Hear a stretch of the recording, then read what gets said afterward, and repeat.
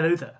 Now, as of 2026, there has been huge advancements and improvements in technology, specifically in the gaming industry, where we now have the PlayStation 5, the Xbox Series X, the Switch 2, Steam Deck, and even cloud game. But what if we was to go back 26 years and pay a visit to not just any console, but the best-selling console in the world? Yes, the PlayStation 2. This console has sold over 160 million units. Now, the question is this PlayStation 2 any good? Is it still worth playing in 2026? Are the games still worth playing in 2026? The answer? I have no idea. But there is a way to find out the answer, and that is with this box. This box.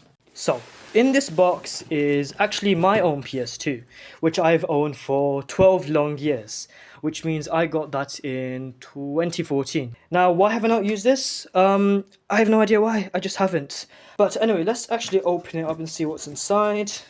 Okay, cool. So, we've got the actual PlayStation 2 controller here. Then we've got the, looks like the power cable. There's the power cable. The AV component cable. And the actual main console, the attraction, is the PlayStation 2. Bit dirty, but shouldn't be too bad, honestly. That was pretty loud. But yeah, this is literally everything that I have right now. Now, if you haven't realised, which I don't assume you would, there are actually two things missing from that box. Number one, the PlayStation 2 games, and number two, the memory card, which I unfortunately do not have. So that means we are going to have to make a plan. So, here's a plan. Step 1, set up the PlayStation 2. Step 2, buy the actual games and the memory card. And step 3, well, play and test out the games to see are they any good and is it worth buying and playing in 2026. So, without further ado, let's actually get into it. So step 1 is to just basically set up the whole PlayStation 2 and essentially just plug everything in.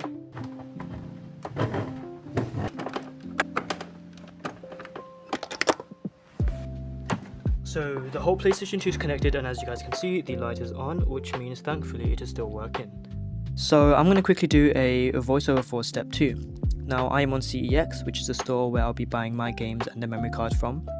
Now the games I decided to buy are Gran Turismo 4 and Formula 1 2006. Now essentially I of course placed the order, but the issue was that I could not buy these games together, because the Formula 1 2006, they only had that in stock in a shop that was really far away. So essentially I placed these orders as separate. Then I left my house, met up with my friend, and we actually cycled a whopping 8.4 miles to pick up the F1 game, which was bloody tiring.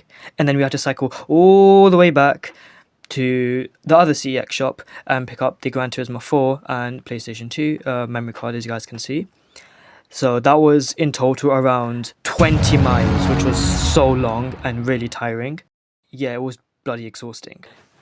So everything has been set up.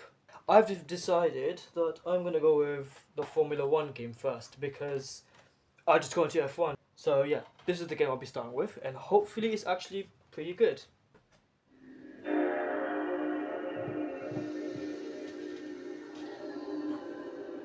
Okay, cool, perfect.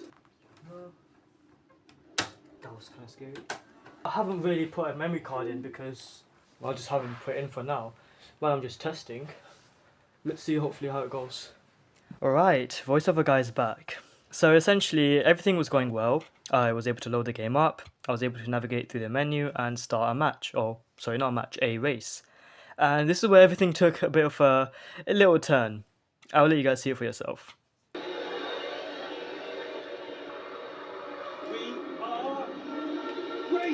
What have I just messed up?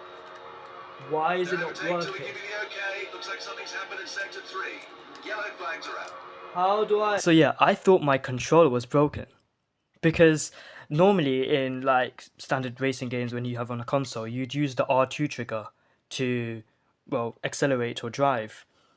But for some reason the PlayStation 2 used the X button, which was just so bizarre. But otherwise, everything was well, you know. I was able to, again, load a new match, and it was pretty fun. And especially the engine sound. Just listen to the engine sounds.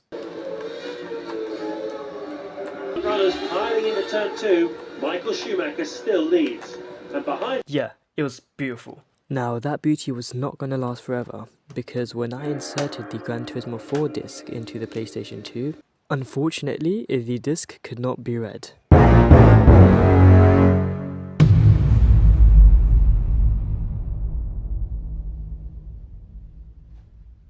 I've been to CEX 3 times in the scorching heat wave here in the UK.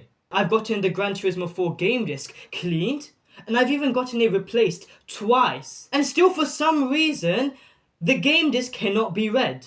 You know, I actually think that my PlayStation 2 has something against Gran Turismo 4. No matter what I do, it still doesn't work.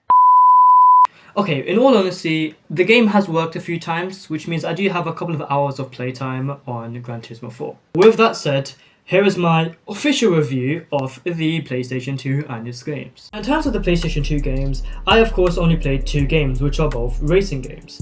Now, there are thousands upon thousands of PlayStation 2 games out there from different genres. However, the games that I played were still really fun, especially coming from a person who hasn't really touched a console in over 6 years. The games were fun. What I actually liked about the games were the old school 2000s kind of graphics. Now, in terms of the PlayStation 2, there isn't much to say really. It's just the PlayStation 2 is a console.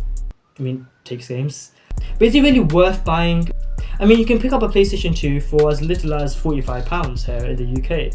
But you also have PlayStation 2 emulators on PC. If I was to give some advice, if you do enjoy the nostalgia and you want to, I guess, experience that nostalgia and, I guess, have an actual physical copy, especially if you're a collector, then I guess I'd recommend you to buy a PlayStation 2. Otherwise, you can of course play these games on emulators online. Now, thank you all for watching. This video has taken a really long time to make and a really long time to edit. I wasn't really going to plan on saying this, but if you could drop a like, drop a subscribe, I would love that. And yeah, I'll see you guys in another video hopefully.